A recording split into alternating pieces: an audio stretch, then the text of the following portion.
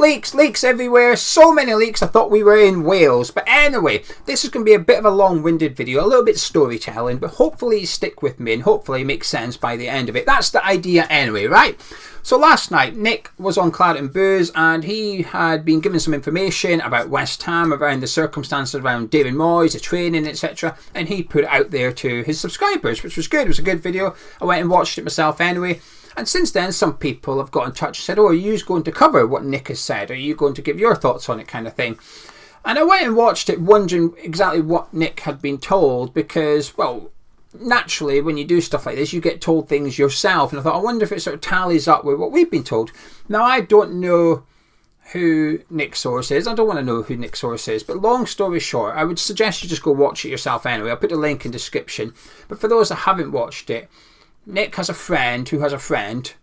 And his friend's friend, I told you it was a bit long-winded, his friend is very well connected at West Ham or may even work at West Ham. We don't know. Nick doesn't disclose that, and rightly so. So the guy in the middle, Nick's friend, who has a friend, rang Nick up and said, oh, you never guess what? And he relayed back all the stuff he had just been told in regards to David Moyes, West Ham, trading and stuff. And Nick's gone and put, I'd imagine, most of it out on a video. I suspect Nick would be keeping some bits back because it's naturally just what you do kind of thing. I don't know, I'm guessing. I haven't spoken to Nick about it and I shan't speak to Nick about it either. But I've gone and watched the video. Now, it's international break, so I thought, oh, bugger it, I'll just cover it anyway, kind of thing. But also, the main reason is because we got told similar but not the exact same things a couple of weeks ago. Now, when you do this channel, naturally you get to know people and people tell you things and stuff like that. And myself and Gonzo, we don't cover it because I think it's a very dangerous game. If you're going to start breaking news, I think you've got to be right. You've got to be accurate with it. You're never going to get everything 100% correct. But you've got to make sure you've got a very high percentage. Otherwise, very quickly, I think you lose your credibility. And then when you do get some genuine information, I think people take it with a pinch of salt kind of thing. A little bit like the boy who cried wolf. So myself and Gonzo have always stayed away from breaking the news. That's why we just comment on what other people have said. We'll let the journalists do that bit and then we just report on what reporters are saying. We just give our opinion based off of news articles. So in terms of providing the news articles, it's not something we're too comfortable with. Now, over the years, we've been told things and that's gone on and happened. It's become true. And you think, fair play to that person for telling me that because they've called it. It was right. But there's also been plenty of occasions where it just hasn't transpired. Whether it's just not come to public domain, it might have happened. We just don't know about it. Or it was actually false and incorrect.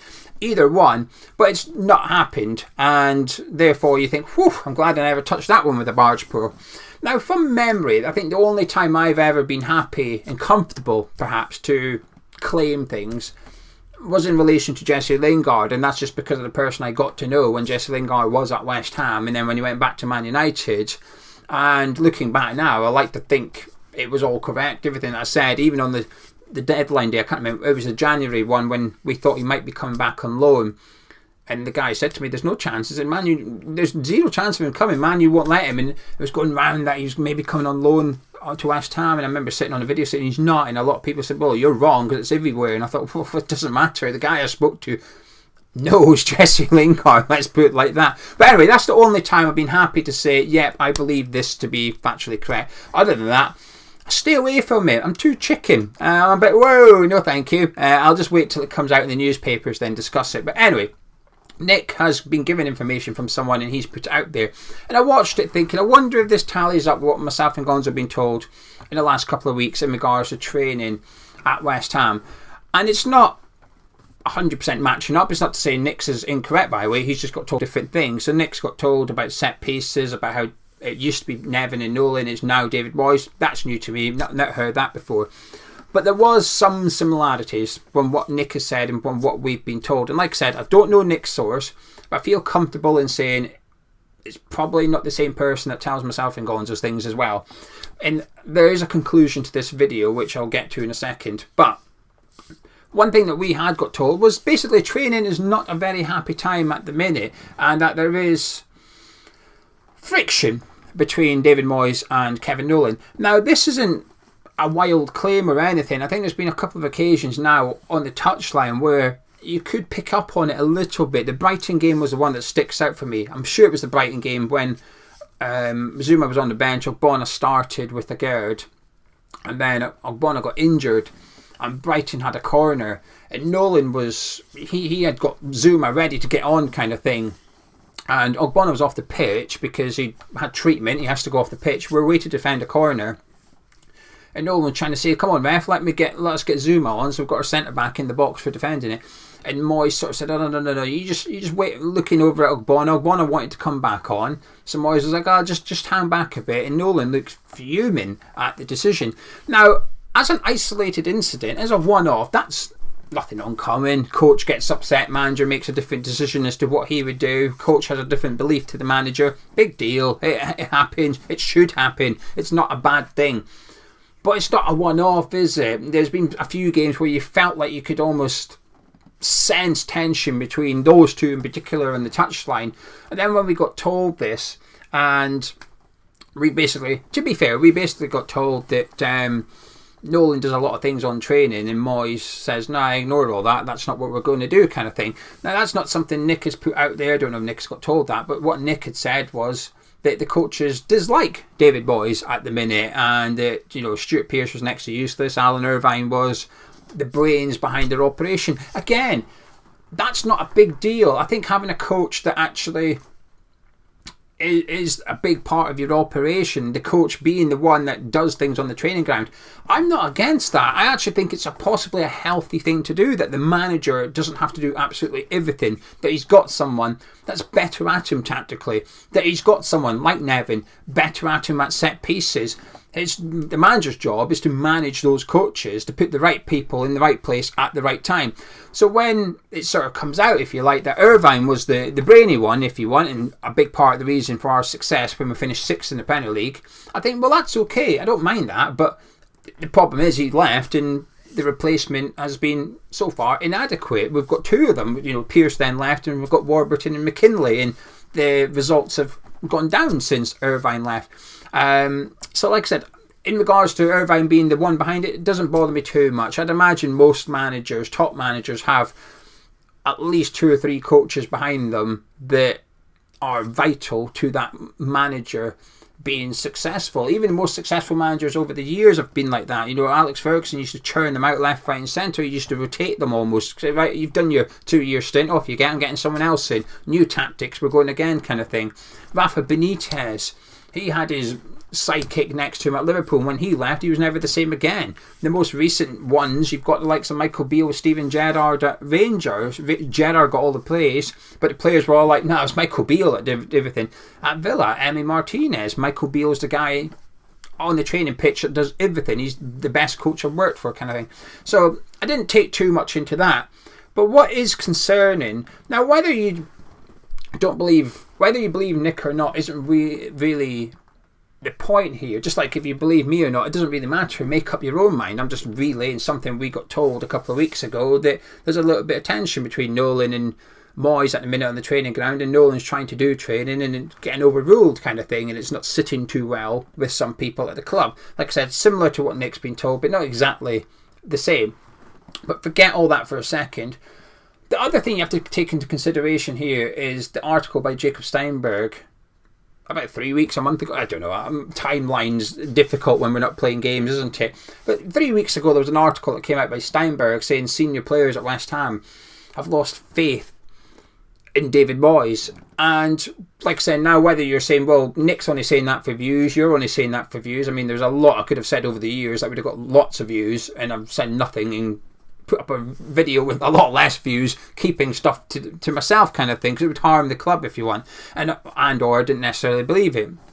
But whether you think that about myself and Nick, that's fine.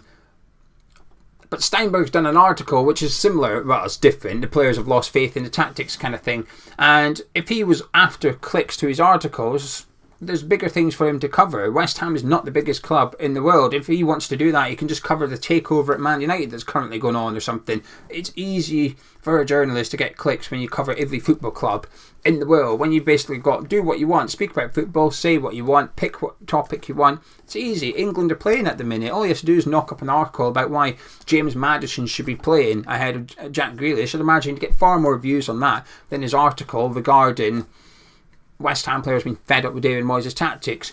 But the point is, now when that came out, I was a bit uncomfortable with it, actually. because I was a bit like, well, why leak this? Whoever it is, it's either a player. I mean, you'd imagine it is a player. It might also be a coach of David Moyes. It could be the kit man that just picks things up and has relayed it back to Steinberg. But I'd be surprised if Steinberg went with that article off the back of something the kit man had told him. He might do, but I'd be surprised.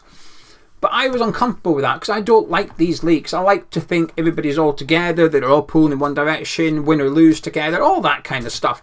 So when leaks are coming, I think, well, this is not good. This is people really unhappy. And in the last couple of weeks, I thought, well, actually, maybe this is last resort kind of thing. Maybe they've tried everything else, which is speaking to the manager. When we speak to Anton about stuff, and it's nice to get his opinion as a former player, and when we spoke to Anton about the leaks, he said, well, just go to the manager about it. He said, don't tell the press. He said, get in the manager's office and say, Gaffer, this ain't working, this is what we need to do. And he said, if all that doesn't happen, take it into your own hands and say, it doesn't matter what you say, Gaffer, we're doing our own thing on Saturday now. And then he gives the example of what they did under Alan Kirbishley. Kirbishley picked 11, but the players chose the tactics. On the day, Kirbishley got praised for winning. Everybody was happy. Players were happy. They were winning games, playing football the way they wanted to. The manager was happy because he was getting all the credit. So it was a win-win situation.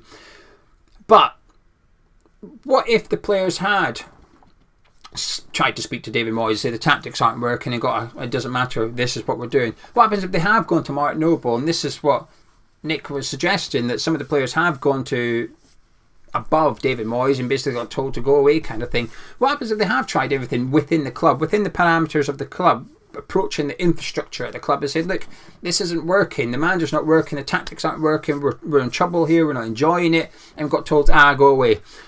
What if leaking stuff to the press is the last resort, is the only thing left for them to do to crank up the pressure on the manager in order to display their unhappiness with the situation, if you like?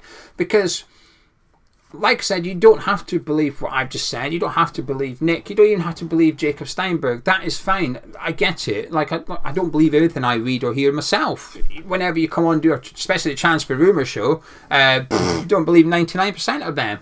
The article, we discussed it yesterday. There was an article, Chelsea might look to ground share with West Ham at London Stadium. I don't believe that for a second. I just don't believe it. So I'm not that naive. I like to think I'm not. I'm quite sceptical about things, especially when it comes to West Ham. So if you are as well, completely understand, right? I completely get it.